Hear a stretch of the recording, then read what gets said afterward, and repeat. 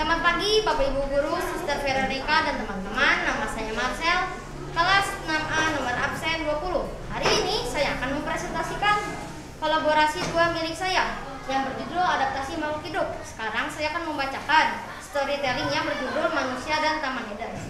Bacaan diambil dari kitab Kejadian 2 ayat 8 sampai 25. Di ayat ini diceritakan tentang terciptanya dunia di Taman Eden. Di saat itu Tuhan menciptakan segalanya dengan baik, seperti pohon-pohon dan buah-buahan yang segar. Di Taman Eden juga terdapat 4 sungai yang mengalir, yakni ada Pison, Gihon, Tigris, dan juga Esra. Di Taman Eden juga terdapat manusia yang telah diciptakan oleh Allah, yang diperintahkan untuk menjaga Taman Eden. Lalu Tuhan memberikan perintah kepada manusia itu, semua pohon dari buah yang ada di taman ini bolehlah engkau makan, tetapi janganlah kamu makan buah dari pohon tentang pengetahuan yang baik dan yang jahat. Selain manusia, Tuhan juga menciptakan binatang hutan. Contohnya ada platypus, burung-burung di udara, dan juga ikan-ikan di lautan. Tetapi Tuhan melihat manusia itu tidak memiliki penolong yang sepadan dengan dia. Maka Tuhan berkata, tidak baik jika manusia itu seorang diri saja. Aku akan memberikan penolong yang sepadan baginya. Ketika manusia itu tidur nyenyak, diambilnya lah tulang rusuknya dan diciptakannya lah perempuan. Sebab ia diambil dari tulang rusuk laki-laki. Ia akan meninggalkan orang tuanya dan hidup menjadi satu daging. Perempuan yang diciptakan dari tulang rusuk Adam dan Hawa, yang diciptakan dari tulang rusuk Adam dan menjadi penolong sepadan dengan Adam, yaitu adalah Hawa. Seperti tadi, contohnya ada beberapa hewan hutan. Sekarang saya akan menjelaskannya ke dalam IPA. Adaptasi makhluk hidup. Adaptasi makhluk hidup terbagi menjadi 3. Ada morfologi, fisiologi, dan juga tingkah laku. Arti adaptasi morfologi adalah adaptasi bentuk tubuh. Contohnya, hewan platypus. Platypus memiliki 4 kaki yang tersusun secara horizontal, yang berfungsi untuk pergerakannya di darat. Selaput di kaki depannya memiliki ukuran yang cukup besar untuk membantunya berenang di dalam air. Contoh yang kedua ada bebek.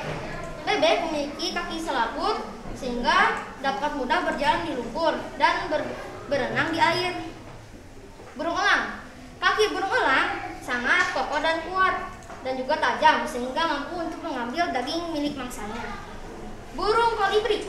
Paruh yang tipis tetapi panjang membuat burung ini dapat menghisap nektar sebagai makanannya. Bunga teratai. Daun yang lebar dapat membuat bunga teratai mudah mengambang di dalam air. Arti adaptasi fisiologi adalah adaptasi sistem di dalam tubuh. Contohnya, cacing tanah. Cacing tanah mempunyai kelenjar kapur pada sekitar kerongkongannya. Hal ini merupakan adaptasi fisiologi atau penyesuaian fungsi kerja organ pada cacing terhadap tinggi kesamaan di mana ia tinggal. Anjing laut. Anjing laut memiliki lemak yang tebal untuk bertahan di daerah dingin. Unta. Unta memiliki kantung air untuk menyimpan lebih banyak air dan juga memiliki usus yang panjang sehingga dapat meminum lebih banyak air. Eukaliptus. Tumbuhan ini memproduksi dan mengeluarkan senyawa biomolekul yang disebut aerokimia yang dapat mempengaruhi pertumbuhan tanaman lain. Pohon pisang. Pohon pisang memiliki daun yang lebar dan tipis, dilapisi zat lilin untuk dapat menyesuaikan diri dengan lingkungannya. Arti adaptasi tingkah laku adalah perilaku adaptif dalam penyesuaian diri dengan lingkungannya. Contohnya ada belang sembah. Belang sembah dapat kamuflase ketika dikejar oleh mangsanya. Sigung. Sigung dapat mengeluarkan bau untuk mengelabui musuhnya. Cicak. Cicak dapat memutuskan ekornya saat terancam atau disebut juga dengan autotomi. Tumbuhan insektivora. Tanaman ini dapat melahap serangga yang hinggap di daunnya. Dan yang terakhir adalah bunga matahari. Tanaman ini menghadap ke matahari sehingga melancarkan proses fotosintesisnya. Diketahui pada tahun 2019 55 ekor elang Jawa, populasi burung elang Jawa ada 55 ekor. Burung elang Jawa pada tahun 2020 menambah 5 ekor menjadi 60 ekor.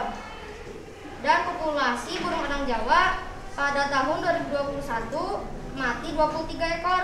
Berapa ekor jumlah alang Jawa sekarang? Jawabannya 55 ditambah 5 sama dengan 60 dikurangi 23 sama dengan 37. Jadi jumlah burung elang Jawa sekarang ada 37 ekor. Seperti ini garis bilangannya. Selain itu saya juga pernah menanam tumbuhan. Sekarang saya akan menceritakannya ke dalam bahasa Sunda. Miara tutuhan. Abdi miara tutuhan. Abdi meunang tutuhan kembang amarilis. Kembang amarilis jenis tanaman hias anu populer. Bunga amarilis gaduh kaendahan tutuhan jeung kamampuan tumbuh ti sadaya musim jeung sagala jenis taneuh. Kembang amarilis asalna ti wilayah tropis. Kembang amarilis sosok mekar dina musim hujan. Tiap kembang sekitar 2-5 kembang. Kembang amarilis boga loba warna, nyaeta berem, jingga, bodas, kayas, jeung biru. Kembang amarilis bisa tumbuh di jero cai, tapi teu salamana hirup dina cai.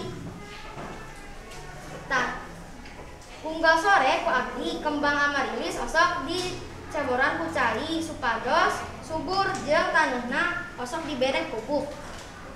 Urang kudu bisa miara tutuhan supados urang bisa nyalamatkan makhluk hirup.